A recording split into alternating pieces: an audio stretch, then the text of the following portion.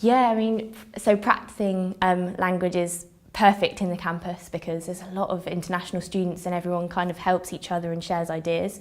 The language cafe is probably the most primary way of practicing a language here, but just things like meeting up with my classmates, we'll go in the library, do a bit of oral practice.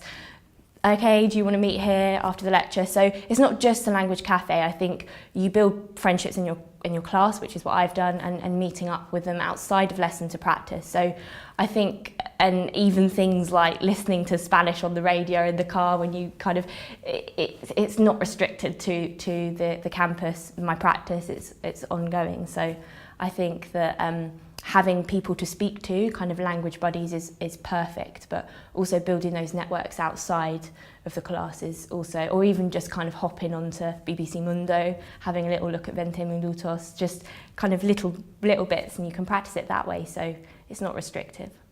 I don't go to the language cafe due to my timetable right now, but I do use a Rosetta Stone, which is a program that is on Study Direct, which basically you can pick any language you want, and you have to type and say the words right to the computer, and if it's wrong, it will tell you why and what. So it's a good way to practice. Practice, basically. Practice to somewhat makes perfect. Like makes just, yeah. I think also if you find someone that you work really well with, then that's really good because you can bounce ideas off each other and you know your own strengths and weaknesses to work with each other. One thing we're always told is to sit in front of a mirror or like a laptop camera, so you can see yourself signing back. Because sometimes you're signing and you think it's absolutely perfect, but actually there's lots of little things that you could nitpick about it and change. So that's probably one of the major things. All I would say is don't stop reading. Keep reading in your target language, and make sure that you understand what you're reading, because then from that you just remember things, and then when it comes to you thinking you want to write something, you go, oh yeah, I remember I read that, and that's how you write it. So that's definitely the best.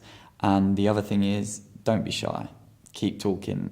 Even if you know it's not right, just go for it and then see if they understand you. If they don't, they don't, but you've tried, so. I'd say listen to your teacher when they say that you need to do lots of outside practice.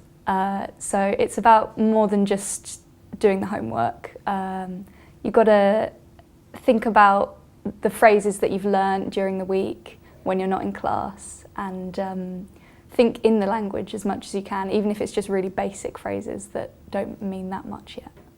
I think little and often is probably what I've learned. I mean, just cracking open, looking up on the computer, BBC Mundo for a little bit, reading that random article that you think's really pointless, or why am I reading about, I don't know, President Trump and all that, like in Spanish, but it's because doing it little and often, those words, you can be walking around and I'll think, where have I, or in class I'll say a word, where have I learnt that? And then you'll think, oh my goodness, I must have read it without realising it. So for me, it is little and often. When you do it little and often, it actually sinks in.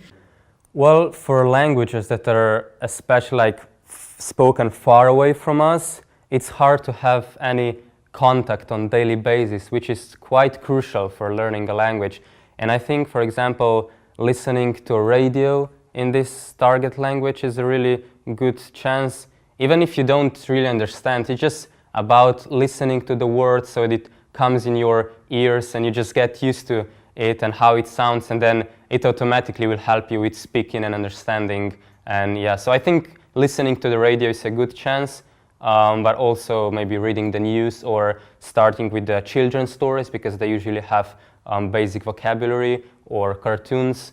I think these are one of the kind of best choices to facilitate your learning. Just don't get too concentrated on, learning the words. And I mean, obviously do that. So learn vocab and grammar and stuff, but also try to get first-hand experience of the language, like going to, to an Arabic restaurant and, trying to speak Arabic with other people and stuff like that. I would recommend speak as much as possible. Because practicing a language is also making sure you can speak it, not just write it.